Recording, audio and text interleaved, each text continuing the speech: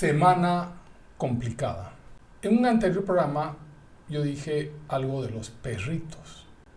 Dije alguna palabra soez. Bueno, agárrate, Catalina, porque mi hija, que tiene su hijo que es perruno, me llamó inmediatamente y me levantó de un grito al cielo. Que cómo con tu nieto, cómo te atreves a decirle a tu nieto una palabra así. Después Eburnio quiso intervenir a mi favor diciendo que estaba en un programa, que hay que entender. Nada, no hubo concesiones. Ustedes saben que uno se puede salvar incluso de la renta, pero nunca de los hijos.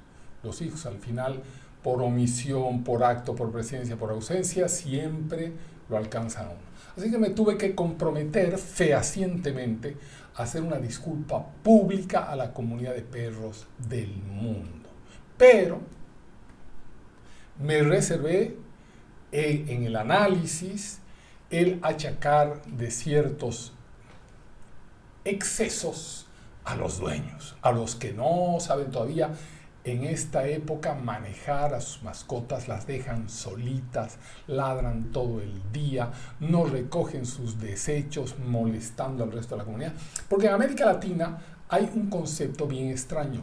El espacio público la gente cree que es privado, entonces hace lo que le da la gana. Y en el espacio privado la gente cree que es público y no hace nada, no toca nada, cuida todo. Cuando en realidad es al revés. En el espacio público uno debe cuidarlo porque es un bien común y en el espacio privado uno tiene que hacer lo que le da la gana. Entonces, dueños de perros, a educarse, vayan a una escuela de perros para que no molesten al vecindario. El tema de hoy es Víctor Manuel Rocha y la guerra de baja intensidad.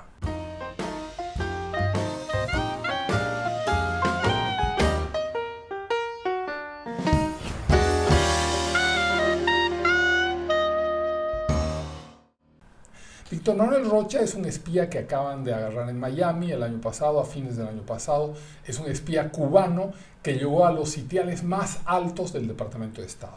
Hizo una carrera fulgurante, fue embajador, fue en la época de Clinton director del Centro de Seguridad Nacional. Eso significa, es un grupo que asesora al presidente en materias de inteligencia. O sea, el tipo... interesante, fue colectado por inteligencia cubana en el Chile de Allende.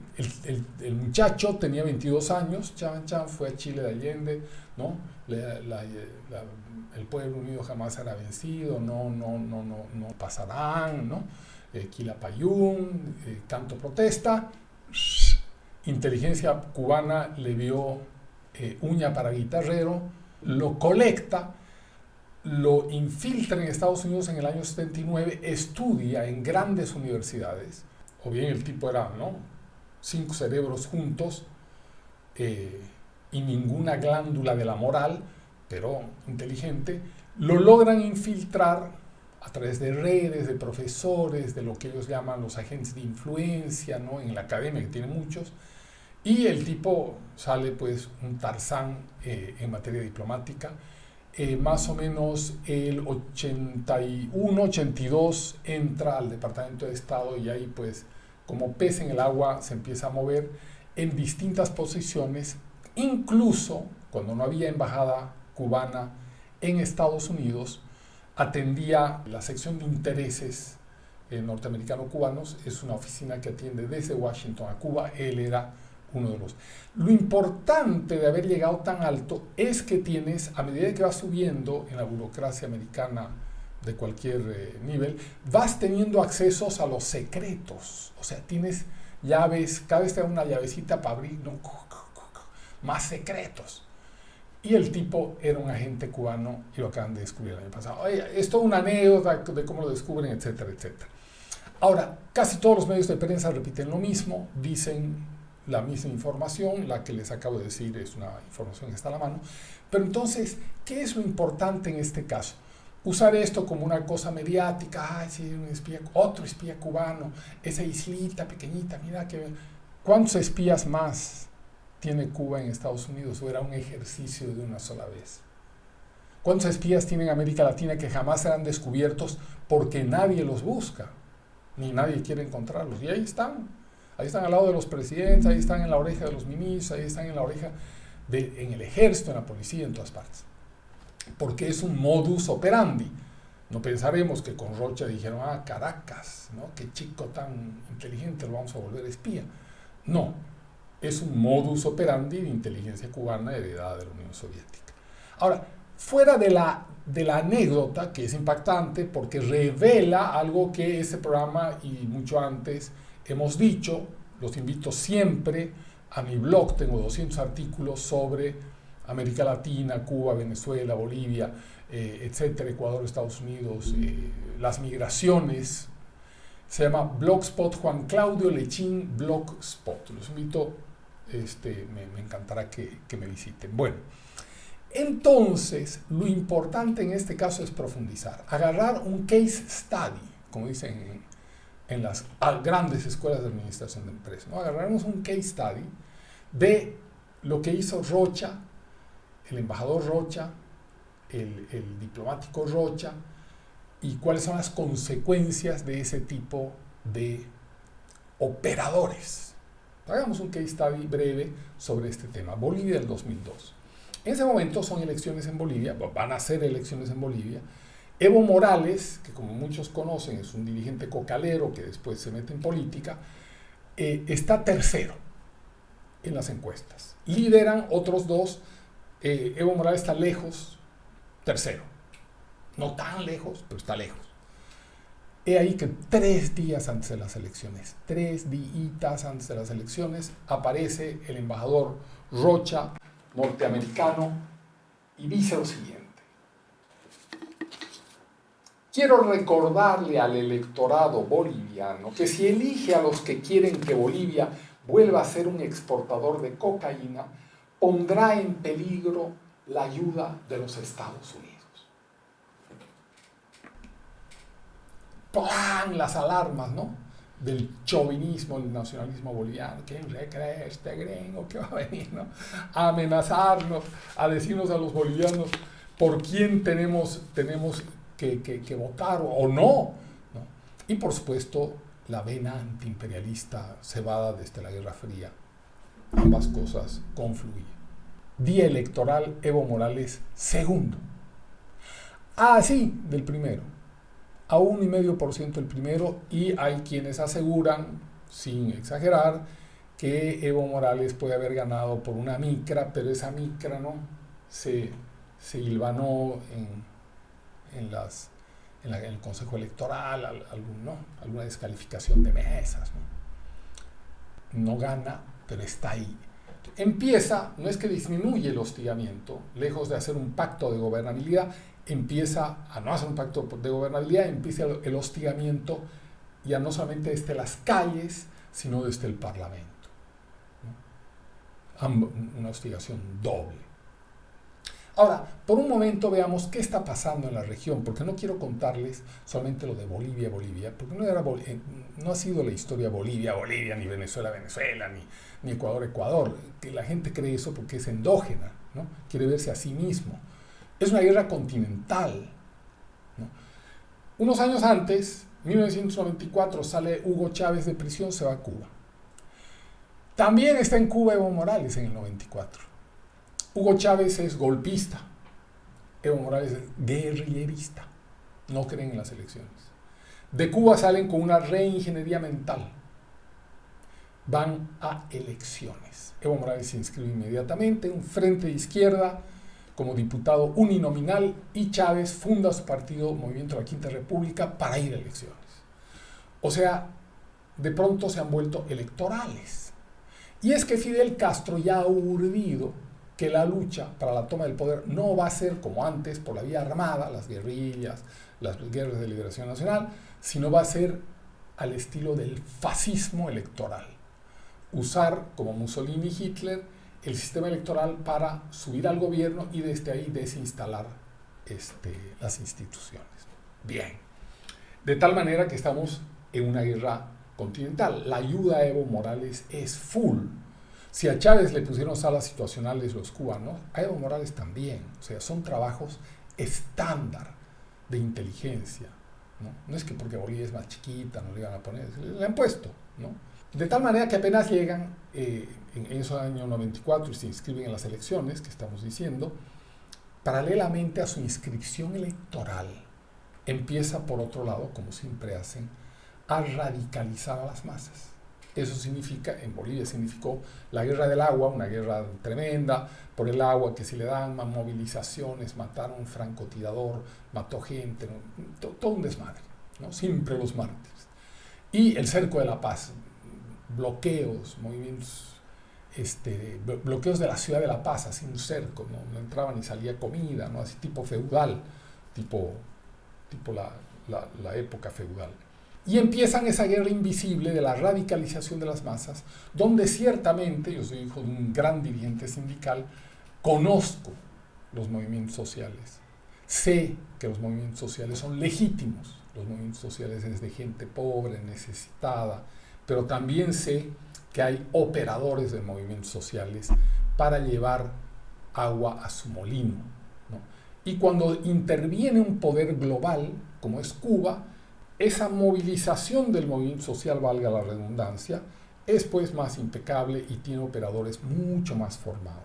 Sube Chávez en el año 1998, la crisis política en Venezuela estaba madura para la subida de Chávez, porque hay que ver que sube Chávez no porque, ay, subió Chávez, no, para que suba Chávez tiene que estar debilitado el sistema político. El sistema político tiene que estar debilitado para que busquen un Mesías. En Bolivia no. En Bolivia la crisis política todavía no estaba madura. Ok, hemos recordado lo del año 94 y ahí empatamos con el 2002 con la declaración de Rocha. O sea, esa declaración es un engranaje que propulsa la radicalización de Bolivia, la radicalización de un candidato, la masificación de un candidato radical. Entonces, analicemos si es una casualidad, si el embajador, creo que Vázquez, cubano en ese momento, le viene una epifanía, ¿no? Una idea, ahí, embajador, ¿no? Que su agente, ¿no? Oye, embajador, venga, ¿sí? Su agente, ¿no? ¿Por qué no dice esto? O es un trabajo, como se ha dicho tantas veces, Hilda Molina, una cubana exilada, una doctora neurocirujana que conoce bien todo este proceso, dice con toda claridad que hay salas situacionales, que hay salas donde crean y fabrican esos bocadillos psicológicos, hay trabajos psicológicos, hay trabajos neurológicos en estos poderes para capturar países. Porque a diferencia de las empresas y de los capitalistas, de los burgueses que quieren una empresa u otra, estos quieren países, territorios, ¿no? Hay un trabajo claramente psicológico de enardecer el nacionalismo boliviano. Claro, viendo el resultado es fácil decir, cualquiera, ¿no? El problema es hacerlo en ese momento con esa claridad y limpieza, usando a un asset, a un engranaje de fundamental importancia como es un embajador, que han estado cebando desde el año 76, 72, ¿no? O sea, no puedes usar a semejante musculoso en materia de espionaje para una banalidad, ¿no? Para un tropiezo. Consecuencia de ese 2002 que Evo Morales llega segundo, con ironía o no lo sabemos, Evo Morales le dice a Rocha, le agradezco mucho, usted ha sido un gran jefe de campaña, usted ha sido el mejor jefe de campaña de toda mi vida, y cuando yo vaya a sacar a la DEA de Bolivia, buscaré su consejo. Mira la ironía, cinismo, no sé, de Morales. Bueno, arrecian, como dijimos, desde las calles, desde el Parlamento, desde lo invisible, Evo Morales, su parcialidad, sus aliados internacionales, porque la prensa internacional lo empieza a promover como el indígena, ¿no? Y por supuesto, desde la sombra, los camaradas cubanos. Lo mismo había sucedido, esa misma radicalización, ese mismo proceso donde se agudizan las contradicciones de la radicalización, había sucedido en Venezuela desde la subida de Carlos Andrés Pérez. Es algo parecida a la subida de Carlos Andrés Pérez con la de Sánchez de Lozada y la posterior radicalización de estos proyectos castristas, si le podemos llamar. En el ciclo de radicalizaciones, para ese momento del 2003, llevamos 6, 8 años de radicalizaciones. La guerra del agua, tremenda. El cerco de la paz, tremendo. Bloqueos pero permanentemente los cocaleros bloqueaban el centro de Bolivia e impedían la conexión del país. En las urbes, en 2003, empiezan a bloquearse todos los días las calles, todos los días. Y mucha gente, muchos sectores sociales empiezan a sumarse a esa ola de contagio, ¿no? Se empiezan a sumar todos, ¿no? Los obreros, empiezan a sumarse los empleados, empiezan a sumarse mucha gente. Pero se necesita, técnicamente hablando, un elemento fundamental para generar lo que se llama, o lo que se dice en el leninismo, una situación pre-revolucionaria, o sea, una situación donde la gente esté enardecida, deseosa de que el gobierno se vaya o de tumbar el gobierno, porque no podían esperar a la siguiente elección, el 2006. Había que ir descomponiendo las instituciones para llegar a elecciones con las instituciones descompuestas. Esa es la bitácora de este proyecto, de este modelo político-militar. De tal manera que ese año del 2003 encuentran pues el momento espectacular. El gobierno de Sánchez de Lozada decide venderle gas a Chile, como nuestro precioso gas, otra vez el chauvinismo, ¿no? Nuestro precioso gas a Chile que nos ha robado nuestro mar. Desde niños nos enseñan que los chilenos en la guerra del Pacífico nos han robado nuestro mar, por lo tanto guardamos una especie de recelo con respecto a los chilenos, cuando no una especie de encono, de tal manera que se vuelca a la calle un montón de gente a hacer lo que se llamó la guerra del gas. Y ahí bloqueos nuevamente impiden la entrada y salida de la ciudad de La Paz, viene el ejército desbloquea, vienen de nuevamente se bloquea. Esa es una especie de empate catastrófico que hay que romper, y la gente que trabaja, la gente que está en las salas situacionales que trabaja eso, sabe que necesita un elemento sensible para terminar de quebrar ese empate entre las fuerzas del gobierno y las fuerzas sociales desatadas, radicalizadas. Y generalmente es un mártir. He ahí que una niña campesina en el altiplano boliviano, una bala perdida, ¡pac!, la mata. Una bala perdida. Inmediatamente acusan que el ejército estaba en las inmediaciones, que habían disparado, que habían visto a la niña por una ventana, y por supuesto eso termina de generar la sensibilización total del sector campesino, de los sectores académicos, de las clases medias, cuando a través de los años, cuando uno investiga, sabe que ellos fabrican sus mártires. Los comunistas, este bloque político-militar en general, mata a su propia gente, mata a gente inocente para generar el mártir.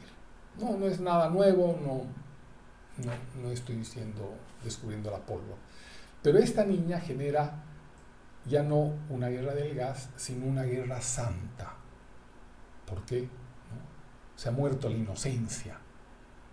Y eso le permite a los dirigentes de los bloqueos a ir a sacar en la ciudad del Alto, en los distritos populares, a ir a sacar a la gente de sus casas para que bloqueen. O sea, ya no es espontáneo, ya no es decisión del vecino bloquear, ya no es decisión conciencial, ahora se ha vuelto una decisión de fe y hemos pasado a una instancia de defensa de lo santo. Entonces van y lo sacan a patadas y tienen o que pagar o los chicotean. Sacan unos chicotes bolivianos que se llaman Quimsa Charani y los chicotean enfrente del público. De tal manera que masifican los bloqueos y la protesta. Obviamente el gobierno de Sánchez de Lozada termina por caer. Viene, obvio, una sucesión constitucional sin partidos políticos, porque con Sánchez de Lozada cae su partido político, y es un proceso de debilitamiento permanente del Estado boliviano hasta que convocan elecciones en el año 2005 y Evo Morales gana con 56%. O sea, de haber tenido 21% en el 2002 al 56% en el 2005, luego de un periodo de radicalización muy llevado de una manera impecable. Apenas sube Evo Morales, apenas 2 días más tarde de haber sido ungido, saca 3 capas de arriba del generalato de las Fuerzas Armadas para que no tenga ningún tipo de resistencia militar a su proceso de desinstalación de Bolivia del bloque occidental. El 2008 saca la DEA y etcétera, etcétera, y es una historia compleja, larga, muy parecida a la de otros países, sobre todo a Venezuela. Epílogo. Con Eburnio aquí, a cuestas, así es, fiel, siempre, permanente, militante. Epílogo.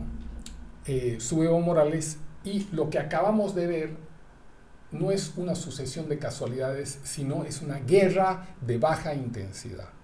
Es toda una guerra de baja intensidad que culmina con el triunfo de Evo Morales en el año 2005 en Bolivia, a partir de lo cual comienza otra guerra que es la descomposición del Estado, la destrucción de las instituciones, etcétera, etcétera, que ustedes conocen.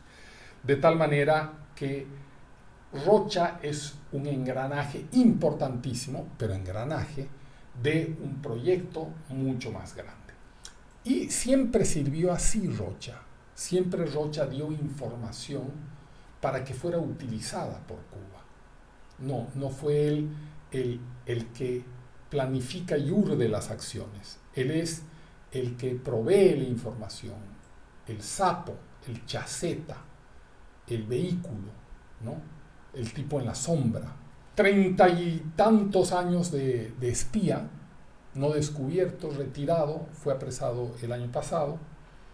Este espía de la islita inofensiva que es Cuba, pobre Cuba, ¿no? Pobre Cuba ciertamente, pero que tiene una transnacional político-militar allá adentro y un pueblo pobrísimo.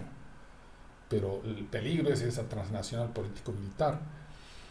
Cuando es capturado, antes de ser capturado, con el tipo con el que está dialogando y que se ha hecho pasar por agente cubano, que lo ha venido a activar nuevamente, y Rocha está feliz, exuberante de que lo activen de nuevo después de que lo han olvidado tantos años.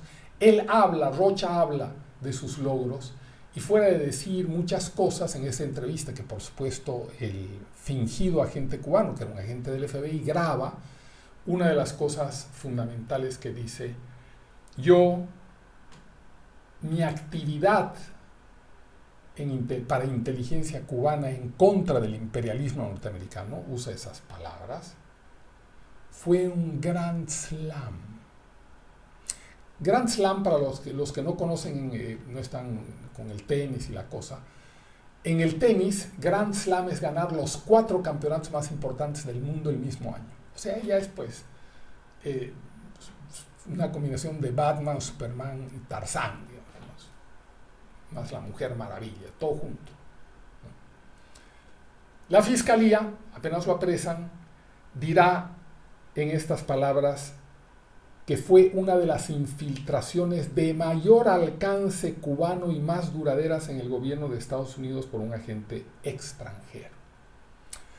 Se asegura que en los próximos días Rocha va a ir a juicio en estos días que siguen, y se dice que se va a declarar culpable. Esperemos que, como a Epstein, en el camino no le suceda un accidente, porque él se tiente a hablar de las conexiones que tuvo en el gobierno, en la academia, en la prensa, con los políticos de Estados Unidos y de América Latina implicados con Cuba. Veremos. Eburnio diga adiós. Hoy usted está muy callado, Eburnio. Hasta la próxima.